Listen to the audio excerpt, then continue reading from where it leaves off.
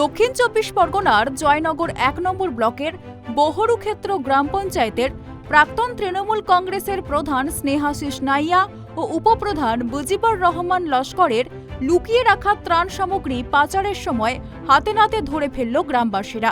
অভিযোগ, ওই গোডাউনে আমফান ও ইয়াসের ত্রাণ সামগ্রী লুকিয়ে রাখা হয়েছিল।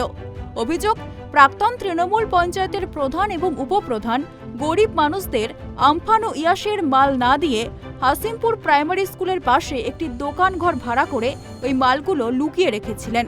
আজ শুক্রবার স্থানীয় মানুষজন নামাজ পড়তে যায়, সেই সময় কিছু লোককে দিয়ে ওই মালগুলো বের করে পাচার করার চেষ্টা করা হচ্ছিল বলে অভিযোগ। বিষয়টি লক্ষ্য করে সঙ্গে সঙ্গে স্থানীয় মানুষ সেই মালগুলো ধরে ফেলে। গোডাউন ভর্তি এত ত্রাণ সামগ্রী দেখে চক্ষু চড়কগাছ হয়ে যায় বাসিন্দাদের।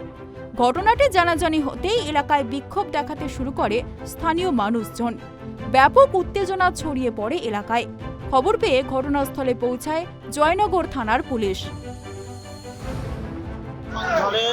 গরিব দুঃখীদের মানুষদের জন্য পশ্চিমবঙ্গ সরকার যে হাঁড়ি, টোপ, গামলা, জগ যে সমস্ত যাবতীয় জিনিস দিয়েছিল, কিন্তু সেই সময় যে পঞ্চায়েতের প্রধান স্নেহাশিস নাইয়া এবং উপপ্রধান মুজিবুর রহমান লস্কর লালটু, তারা এইগুলো গরিবের মানুষের দেওয়ার জায়গায় নিজেদের জায়গায় গোডাউনে আমাদের পাড়ে কাপড় ঘর বললো লালটুদার গোলায় হচ্ছে তোমার মাল রয়েছে, নিয়ে চলে আসবে।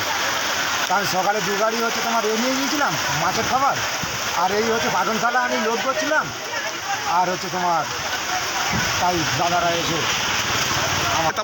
আমাদের পাড়ের সদস্য। কোন পার্টি করে?